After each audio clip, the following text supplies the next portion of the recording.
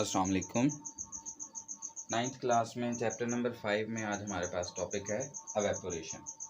Evaporation जो है ये बहुत ही आसान टॉपिक है। गैसियस स्टेट की हम कुछ टिपिकल प्रॉपर्टीज़ जो हैं वो हमने पहले लास्ट टाइम पढ़ ली थी। उसके बाद बॉयज़ लॉ पढ़ा, चार्ल्स लॉ। आज हमारे पास लिक्विड स्टेट की कुछ टिपिकल प्रॉपर्टीज़ हैं। पहला है उसमें टॉपिक है एवेपोरेशन।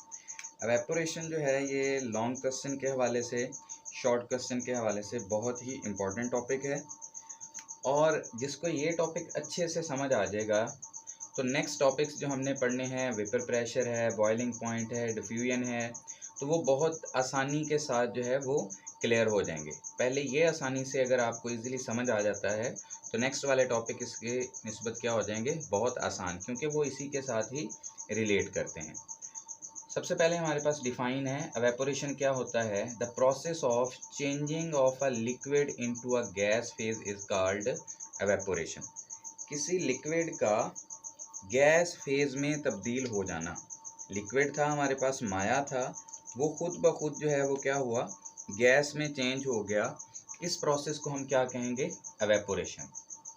वो प्रोसेस जिसमें क्या होता है, एक लिक्विड, एक माया गैस फेज में या वेपर फेज में चेंज हो जाता है, उसे हम क्या कहते हैं, evaporation. It is reverse to condensation in which a gas changes into liquid. Evaporation जो है वो कंडेंसेशन का क्या है, रिवर्स है। कंडेंसेशन में क्या होता है कि गैस के मॉलिक्यूल्स इकट्ठे होके लिक्विड बनाते हैं, लिक्विड में कन्वर्ट होते हैं। लेकिन एवेपोरेशन में क्या होता है, लिक्विड गैस में चेंज होता है। ठीक है, एवेपोरेशन में क्या होता है, एक लिक्विड किस में चेंज हो जाता है, गैस फेज में चेंज हो जाता है। आपने देखा हो, अगर फॉर एग्जांपल किसी बर्तन में हम पानी रख दें तो कुछ अर्से बाद वो पानी जो है वो ख़त्म हो जाता है, गायब हो जाता है। ठीक है, वो क्यों हुआ, असल में क्या होता है, वो पानी एवेपोरेट हो जाता है। जैसे फॉर एग्जांपल कपड़े धोने के बाद हम उसे सुखाने के लिए रख देते हैं कपड़ों को, तो क्या होता है, कुछ देर बाद जो है वो कपड़ों से पानी गायब हो जाता है, जो लिक्विड था उसमें से वो गायब हो जाता है। तो वो वाटर किधर चला जाता है, वो एवेपोरेट हो जाता है। उस प्रोसेस को हम क्या कहेंगे, evaporation. It is endothermic process. ये एवेपोरेशन का जो प्रोसेस है ये क्या है, एंडोथर्मिक है। एंडो का मतलब होता है इनसाइड और थर्म का मतलब होता है हीट। तो क्या लफ्जी मतलब बना है कि हीट इनसाइड आ रही है। ठीक है, तो इस प्रोसेस में हीट अब्जॉर्ब होती है। एवेपोरेशन एंडोथर्मिक प्रोसेस है, इस प्रोसेस में हीट अब्जॉर्ब होती है। अब एग्जाम्पल है हमारे पास, लाइक हमारे पास वाटर है H2O। यहाँ पे देखें, इसके साथ मैंने स्मॉल सा L लिखा हुआ है। L का मतलब लिक्विड है। तो वाटर हमारे पास जो लिक्विड स्टेट में है वो चेंज हो गया किस स्टेट में, गैसियस स्टेट में। याद रखें, वाटर चाहे लिक्विड स्टेट में हो, चाहे गैसियस स्टेट में हो या आइस फॉर्म में हो, उसका फार्मूला चेंज नहीं होता। फार्मूला जो है वो उसका चेंज नहीं होगा, वाटर का फार्मूला H2O ही रहेगा। ठीक है, पानी का लिक्विड हालत में होना, गैसियस हालत में होना या बर्फ़ की हालत में होना, ये सिर्फ उसकी फिजिकल स्टेट में तब्दीली है, केमिकल चेंज उसमें नहीं आता। तो वाटर लिक्विड स्टेट से किस स्टेट में चला गया, गैसियस स्टेट में। तो वाटर की हम क्या कहेंगे, वाटर की क्या हुई है, एवेपोरेशन। और वाटर का लिक्विड से गैस में चेंज होना, उसके लिए जितनी एनर्जी चाहिए हमें वो कितनी है, delta H not vaporisation is equal two plus 40.7 kilo joule पर मोल। प्लस मैंने क्यों लिखा, जब हीट अब्जॉर्ब होती है किसी केमिकल रिएक्शन में या फिजिकल रिएक्शन में, तो उस वक्त हम क्या लिखते हैं, प्लस की फॉर्म में एनर्जी लिखते हैं। और अगर रिलीज होती है तो उस वक्त माइनस की फॉर्म में, क्योंकि यहाँ पे अब्जॉर्ब हो रही है, इस्तेमाल हो रही है, इस वजह से इसे हम किस फॉर्म में लिखेंगे, प्लस की फॉर्म में। इसका मतलब ये है कि अगर मेरे पास पानी का 1 मोल है, पानी का 1 मोल 18 ग्राम के बराबर होता है। अगर मेरे पास 18 ग्राम पानी है और उससे मैं एवेपोरेट करता हूँ, तो वाटर जो है वो कितनी एनर्जी अब्जॉर्ब करेगा, प्लस 40.7 किलो जूल पर मोल एनर्जी अब्जॉर्ब करेगा। अब नेक्स्ट है हमारे पास एवेपोरेशन होती कैसे, उसकी एक्सप्लेनेशन है। ठीक है, कि एवेपोरेशन कैसे होती है, उसकी एक्सप्लेनेशन क्या है, प्रोसेस क्या है एवेपोरेशन का। Due to kinetic energy of molecules of liquid are in continuous state of motion. अब हमें पता है कि जो लिक्विड्स के मॉलिक्यूल्स होते हैं वो हमेशा क्या होते हैं, मोशन की स्टेट में। जैसे गैस के मॉलिक्यूल्स जो हैं वो भी कंटिन्यूस मोशन की स्टेट में होते हैं, इस तरह लिक्विड के मॉलिक्यूल्स भी क्या होते हैं, कंटिन्यूअस मोशन की स्टेट में मुसलसल हरकत करते रहते हैं। फॉर एग्जांपल हम कहते हैं ये वाटर है हमारे पास और ये वाटर के ऊपर वाली सरफेस है।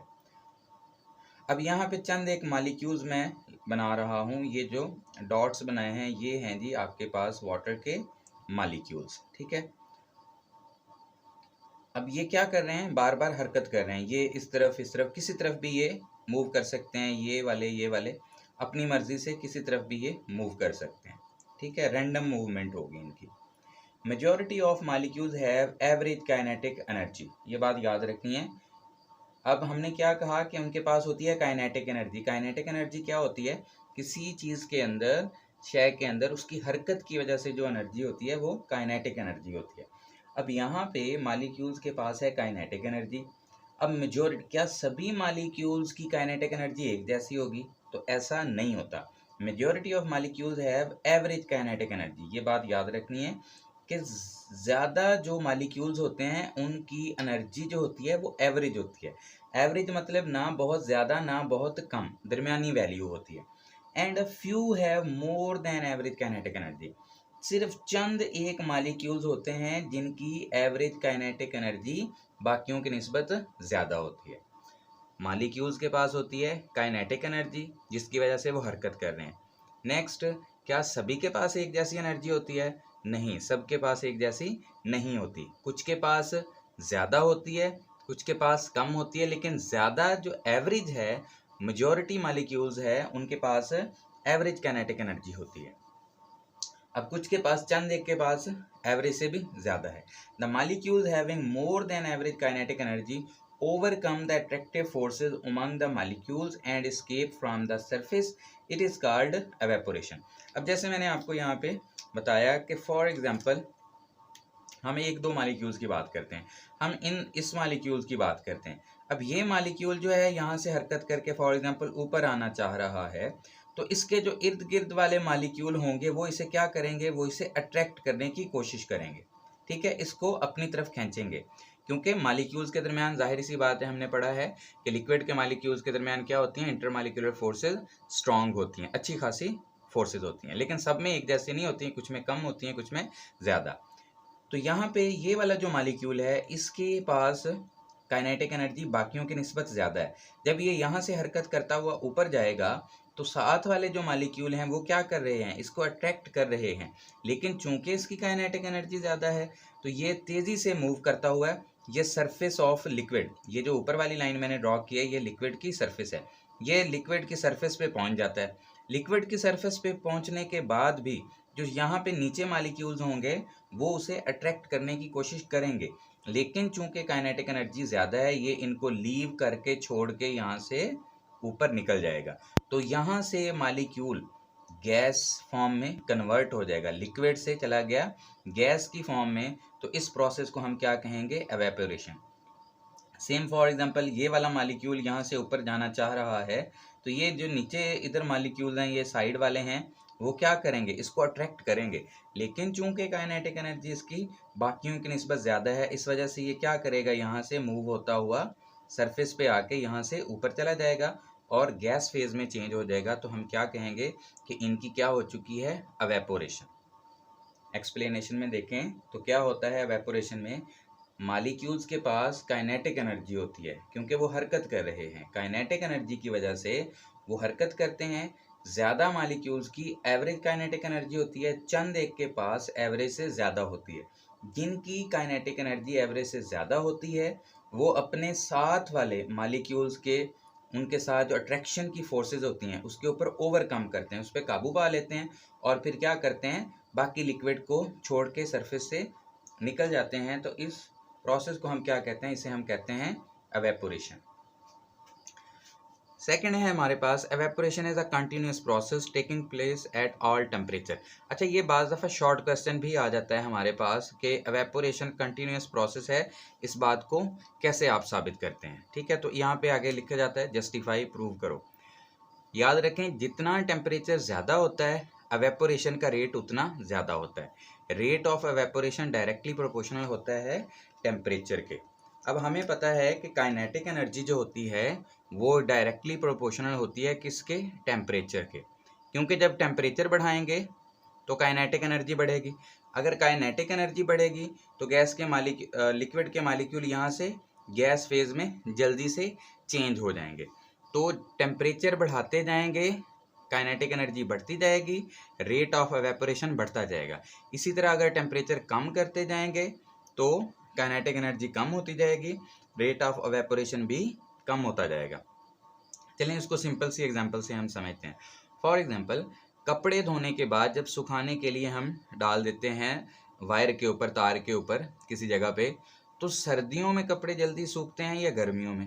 तो आप सोच रहे होंगे कि सर डायरेक्टली जाहिर सी बात है कि गर्मियों में कपड़े जल्दी सूख जाते हैं। क्यों? क्योंकि गर्मी होती है। गर्मी का मतलब टेम्परेचर होता है, टेम्परेचर ज़्यादा होता है तो रेट ऑफ एवेपोरेशन ज़्यादा होता है, रेट ऑफ एवेपोरेशन ज़्यादा होता है तो कपड़ों के अंदर जो लिक्विड के मालिक्यूल्स थे वो उसको छोड़ के जल्दी जल्दी वहाँ से एस्केप हो जाते हैं, एवेपोरेट हो जाते हैं। इस वजह से कपड़े आसानी के साथ और जल्दी सूख जाते हैं। तो हमें रियलाइज़ हुआ कि डेली लाइफ में अगर हम देखें तो टेम्परेचर बढ़ने से रेट ऑफ एवेपोरेशन बढ़ जाता है। सर्दियों में क्या होता है, टेम्परेचर कम होता है इर्द गिर्द का, तो कपड़े धोने के बाद, वॉश करने के बाद जब रखते हैं तो उन्हें ज़्यादा टाइम लगता है। क्यों? क्योंकि इर्द गिर्द टेम्परेचर क्या होता है, कम। टेम्परेचर कम होगा तो काइनेटिक एनर्जी कम होगी, जिसकी वजह से रेट ऑफ एवेपोरेशन भी कम होगा। तो याद रखें, एवेपोरेशन हर टेम्परेचर पे होगी। टेम्परेचर आप कम से कम करते जाएं तो भी एवेपोरेशन होगी, लेकिन उसका जो प्रोसेस है, एवेपोरेशन का रेट है, वो बहुत स्लो होता जाएगा। लेकिन जैसे जैसे टेम्परेचर बढ़ाएंगे तो रेट ऑफ एवेपोरेशन बढ़ता जाएगा, लेकिन एवेपोरेशन रुकेगी नहीं। एवेपोरेशन कंटिन्यूस है, चलती रहेगी, चाहे उसका रेट बहुत स्लो हो जाए या बहुत ज़्यादा हो जाए। ये डिपेंड करता है टेम्परेचर पे। टेम्परेचर हम कम कर दें तो एवेपोरेशन कम हो जाएगी, ज़्यादा कर दें तो एवेपोरेशन ज़्यादा हो जाएगी। नेक्स्ट है हमारे पास, evaporation is a cooling process या एवेपोरेशन कॉजेज कूलिंग, जस्टिफाई। इस बात को प्रूव करो या जस्टिफाई करो, ये भी बाज़ दफ़ा शॉर्ट क्वेश्चन आ जाता है कि एवेपोरेशन की वजह से क्या होता है जी, ठंडक पैदा होती है या ठंड महसूस होती है, ऐसा क्यों है? देखिए, अभी हमने क्या बात की थी, हमने कहा था कि काइनेटिक एनर्जी टेम्परेचर की वजह से है, ठीक है, और चंद एक मालिक्यूल्स की काइनेटिक एनर्जी ज़्यादा है। जब ज़्यादा एनर्जी वाले मालिक्यूल्स लिक्विड को छोड़ के चले जाएंगे तो जो बाकी मालिक्यूल्स बचेंगे उनकी एनर्जी क्या हो जाएगी, कम। और एनर्जी कम होगी तो हम क्या कहेंगे, टेम्परेचर क्या हो गया, कम हो गया। When the high kinetic energy molecules vaporize, the temperature of remaining molecules falls down. जब ज़्यादा काइनेटिक एनर्जी वाले मालिक्यूल्स वेपोराइज हो जाते हैं, एवेपोरेट हो जाते हैं, उड़ जाते हैं, तो जो रिमेनिंग मालिक्यूल्स बाकी बचते हैं उनका टेम्परेचर डाउन हो जाता है। To compensate this deficiency, compensate का मतलब होता है किसी चीज़ की कमी को पूरा करना, ठीक है। To compensate the deficiency of energy, the molecules of liquid absorb energy from the surrounding. अब मालिक्यूल्स की एनर्जी जिनकी ज़्यादा थी वो छोड़ के चले गए, जो बाकी बच गए उनकी एनर्जी कम हो गई। इस कमी की पूरा करने के लिए सराउंडिंग से एनर्जी आना शुरू हो जाएगी। As a result temperature of surroundings decreases and we feel cooling, जिसकी वजह से क्या होगा जी, सराउंडिंग वाले मालिक्यूल्स की एनर्जी जो है वो लिक्विड की तरफ आना शुरू हो जाएगी और हमें सराउंडिंग वाली साइड पे क्या होगा, कूलिंग फील होगी। चलें इसकी भी वही हम दोबारा से एक एग्जांपल बनाते हैं, डायग्राम बना के समझते हैं। देखें, ये हमारे पास वही बात दोबारा हम कहते हैं लिक्विड है। अब यहाँ पे कुछ मालिक्यूल्स हैं, लाइक मैं कहता हूँ ये वो वाले मैं मालिक्यूल्स दिखा रहा हूँ जिनकी एवरेज काइनेटिक एनर्जी बाकियों से ज़्यादा है। अब क्या होगा, इसकी एनर्जी ज़्यादा है, ये यहाँ से सरफेस पे आके निकल जाएगा, ये वाला भी। ये सारे मालिक्यूल्स जिनकी काइनेटिक एनर्जी ज़्यादा है, ये क्या कर रहे हैं, लिक्विड की सतह को छोड़ के, लिक्विड को छोड़ के जा रहे हैं। अब काइनेटिक एनर्जी ज़्यादा थी तो ये लीव करके चले गए, तो बाकी जितने भी लिक्विड के मालिक्यूल्स बचेंगे उनकी एनर्जी क्या हो जाएगी, डाउन हो जाएगी। उनकी एनर्जी डाउन हो जाएगी। एनर्जी डाउन हो जाएगी मतलब टेम्परेचर उनका क्या हो जाएगा, फॉल डाउन हो जाएगा, कम हो जाएगा। अब आपने एनर्जी का लॉ पढ़ा है कि एनर्जी जो है वो हमेशा गर्म जिस्म से, हॉट बॉडी से कूल बॉडी की, कोल्ड बॉडी की तरफ, ठंडे टेम्परेचर की तरफ जाती है जहाँ पे टेम्परेचर कम होता है, ठीक है। अब यहाँ पे टेम्परेचर कम हो गया, अब इसके इर्द गिर्द जो भी मालिक्यूल्स होंगे, जो भी सराउंडिंग होगी, ठीक है। यहाँ से क्या होगा जी, हमारे पास यहाँ से एनर्जी किधर आना शुरू हो जाएगी, लिक्विड्स की तरफ। यहाँ से एनर्जी किधर आना शुरू हो जाएगी, सारी लिक्विड की तरफ। तो यहाँ पे जो भी होगा, यहाँ पे क्या होगी, कूलिंग हो जाएगी, यहाँ पे ठंडक महसूस होना शुरू हो जाएगी। यहाँ पे इर्द गिर्द क्या हो जाएगी, ठंडक महसूस होना शुरू हो जाएगी। क्यों? क्योंकि ज़्यादा काइनेटिक एनर्जी वाले मॉलिक्यूल छोड़ के चले गए हैं, जो बाकी बचे हैं उनकी एनर्जी कम है, इस वजह से इर्द गिर्द क्या होना शुरू हो गई है, कूलिंग। ठीक है। क्या होता है, जब हाई काइनेटिक एनर्जी मॉलिक्यूल्स क्या करते हैं, वेपोराइज हो जाते हैं, उस जगह को छोड़ के चले जाते हैं, तो वहाँ का टेम्परेचर कम हो जाता है। इर्द गिर्द के मॉलिक्यूल्स टेम्परेचर की कमी को पूरा करने के लिए आ जाते हैं। इस वजह से हम कहते हैं कि एवेपोरेशन की वजह से क्या होता है, कूलिंग होती है। एग्जाम्पल है हमारे पास, for example drop of alcohol और पेट्रोल। आप अल्कोहल का या पेट्रोल का क्या करें, 2-4 ड्रॉप्स जो हैं ऑन पाम अपनी हथेली पे डालें। When evaporates we feel cooling. आपने अक्सर देखा होगा, बाइक में पेट्रोल डाल रहे हो फॉर एग्जांपल, और अगर वो हाथ को थोड़ा सा लग जाए तो फ़ौरन से हमें हाथ जो है वो ठंडा महसूस होता है। हालांकि वो पेट्रोल ठंडा नहीं होता, पेट्रोल वही नॉर्मल रूम टेम्परेचर वाला होता है, लेकिन जैसे ही आपका हाथ उसे टच करता है, ठीक है, वो हाथ के साथ लगा और वो फ़ौरन से एवेपोरेट होना शुरू हो जाता है। हमारे हाथ से वो फ़ौरन से एवेपोरेट होना शुरू हो जाता है, जिसकी वजह से क्या होता है जी, हमें ठंडक फील होती है, कि हमें ऐसे फील होता है कि जैसे पेट्रोल ठंडा है। हालांकि पेट्रोल वही है, लेकिन वो जल्दी से आपकी बॉडी से क्या हुआ, एवेपोरेट हुआ, जिसकी वजह से हमें क्या हुआ, ठंडक महसूस हुई। इसकी एक सादा सी एग्जांपल मैं आपको बताता हूँ। फॉर एग्जांपल, जब हम नहाते हैं, नहाने के बाद हम अगर पंखा चल रहा है उसके नीचे आके ऐसे जो है वो खड़े होते हैं, तो हमारी बॉडी के ऊपर क्या होता है, वाटर की एक लेयर बन चुकी होती है। फॉर एग्जांपल मैं कहता हूँ ये हमारा बाजू है, और नहाने के बाद क्या हुआ कि यहाँ पे जो है वो एक वाटर की लेयर, हल्की सी लेयर बन गई हमारे स्किन के ऊपर। अब ये क्या होगा, ये वाले जो वाटर वेपर्स हैं, ये क्या होंगे, हमारी बॉडी से, हमारी स्किन से हीट लेके थोड़ी सी क्या होना शुरू हो जाएंगे, एवेपोरेट होना शुरू हो जाएंगे। ये जैसे ही एवेपोरेट होंगे हमारी स्किन से, तो हमें हमारी बॉडी का टेम्परेचर जो है वो डाउन हो जाएगा, और इस वजह से हमें क्या होना शुरू हो जाएगा, ठंडक महसूस होना शुरू हो जाएगी। ठीक है। तो नहाने के बाद भी हमें जो ठंडक महसूस होती है, उसकी वजह क्या होती है कि हमारी बॉडी से क्या होता है, वाटर एवेपोरेट हो रहा होता है, जिसकी वजह से हमें ठंडक महसूस होती है। एक और सिंपल सी एग्जांपल आपको मैं बताता हूँ। फॉर एग्जांपल, आपने अक्सर जो है वो नोटिस किया होगा कि जो घड़ा होता है उसके अंदर जब पानी डाल के रखते हैं, तो कुछ देर बाद घड़े का पानी जो होता है वो हमें ठंडा जो है वो लगता है, ठंडा होता है। ऐसा क्यों है? देखें, जो घड़ा होता है इसकी सरफेस जो है ना, इसकी जो वाल्स हैं, दीवारें हैं, इसके अंदर बहुत छोटे छोटे पोर्स होते हैं, माइक्रो पोर्स होते हैं। उन माइक्रो पोर्स से क्या होता है, वाटर जो इनसाइड वाला वाटर है ना, वो उन माइक्रो पोर्स से कैपिलरी एक्शन की वजह से थोड़ा सा ऊपर आ जाता है, और वहाँ से बाहर वाली सतह से वो वाटर बाहर उड़ना शुरू हो जाता है। ठीक है, बिल्कुल मामूली सी मिकदार में, थोड़ी सी मिकदार में यहाँ से क्या होना शुरू हो जाता है, उड़ना शुरू हो जाता है। वाटर जैसे ही यहाँ से एवेपोरेट होगा, जो बाकी पीछे घड़े के अंदर वाटर के मॉलिक्यूल्स बचे हैं, उनकी एनर्जी डाउन हो जाएगी। उनकी एनर्जी डाउन होने की वजह से वाटर क्या हो जाएगा, ठंडा हो जाएगा। अभी आप सोच रहे होंगे कि यहाँ पे फिर सराउंडिंग की एनर्जी क्यों नहीं जाती उसकी तरफ?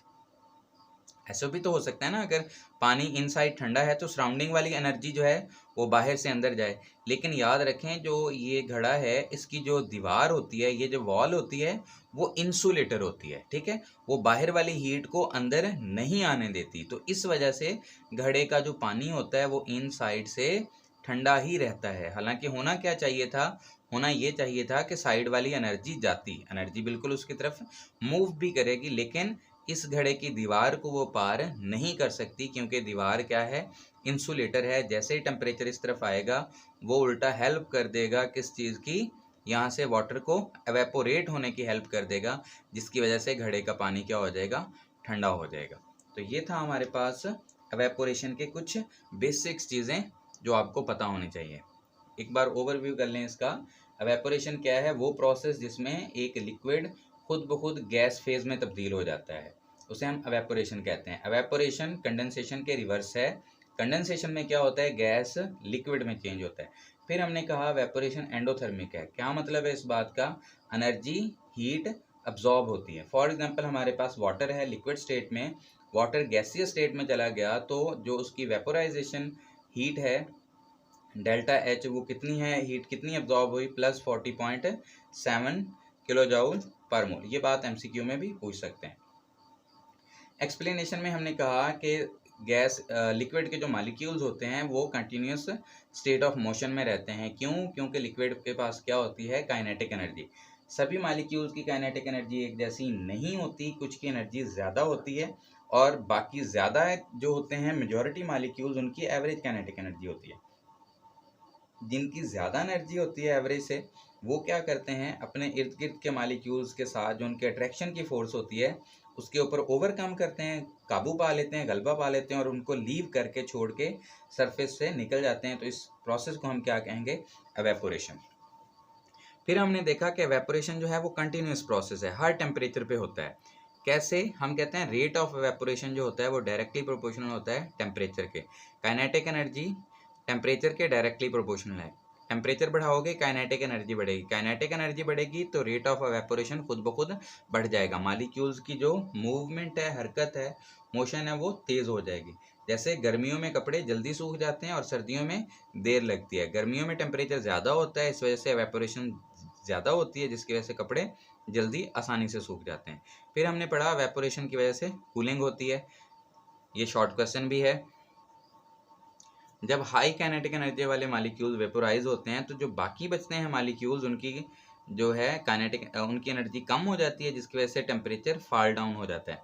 इस एनर्जी की कमी को पूरा करने के लिए सराउंडिंग से, इर्द गिर्द से मॉलिक्यूल्स जो हैं जिनकी एनर्जी ज़्यादा होती है वो फिर अपनी एनर्जी किधर भेजना शुरू कर देते हैं, लिक्विड की तरफ। लिक्विड की तरफ जब एनर्जी भेजते हैं तो सराउंडिंग में फिर टेम्परेचर डिक्रीज होता है और हमें ठंडक फील होती है। फॉर एग्जांपल, अगर हम पेट्रोल का या अल्कोहल के ड्रॉप्स हथेली पे रखें तो जब वो एवेपोरेट होंगे तो हमें ठंडक महसूस होगी, जिसकी एग्जांपल मैंने आपको बताई। नहाने के बाद ठंडक महसूस होती है। क्यों? क्योंकि बॉडी के ऊपर वाटर की एक हल्की सी लेयर आ जाती है। जब वो एवेपोरेट होती है तो हमें ठंडक महसूस होती है। फिर मैंने आपको बताया कि घड़े का पानी ठंडा क्यों होता है, क्योंकि जो उसमें ज़्यादा एनर्जी वाले मॉलिक्यूल्स हैं वो उसे लीव कर जाते हैं, जो बाकी बचते हैं उनकी एनर्जी डाउन होती है। सराउंडिंग से टेम्परेचर जाने की कोशिश करता है, लेकिन जो घड़ा होता है उसकी जो वॉल्स होती हैं वो क्या होती हैं, इंसुलेटर होती हैं, उसमें से हीट पास नहीं होती। इस वजह से इसका टेम्परेचर जो है वो डाउन रहता है और घड़े का पानी ठंडा रहता है। तो डियर स्टूडेंट्स, ये था हमारे पास एक ज़बरदस्त सा अच्छा सा टॉपिक। ये आप अच्छे से याद करेंगे तो नेक्स्ट इसके फैक्टर्स और ऑनवर्ड जो टॉपिक होंगे वो इसी के साथ ही रिलेटेड होंगे। ओके स्टूडेंट्स, अल्लाह हाफिज़।